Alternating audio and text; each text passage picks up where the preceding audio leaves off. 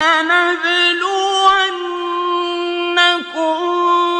بشيء من الخوف والجوع ونقص من الأموال والأنفس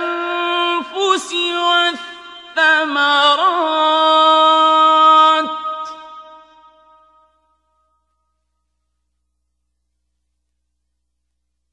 وبشر الصابرين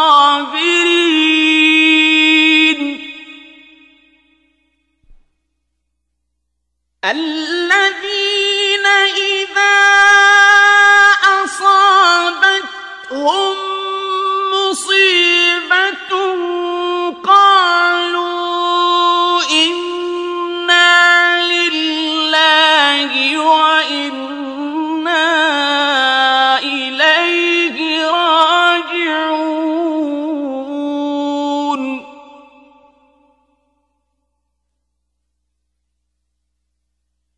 أولئك عليهم صلوات من ربهم ورحمة وأولئك هم المهتدون।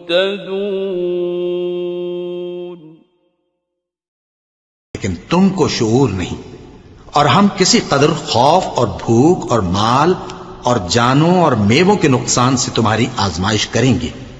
और सब्र करने वालों को बिशारत सुना दो कि उन लोगों पर जब कोई मुसीबत वाक़ई होती है तो कहते हैं कि हम अल्लाह ही का माल हैं और उसी की तरफ लौट कर जाने वाले हैं। यही लोग हैं जिन पर इनके परवरदिगार की इनायतें हैं और खुसूसी रहमत भी है, और यही सीधे रस्ते पर हैं।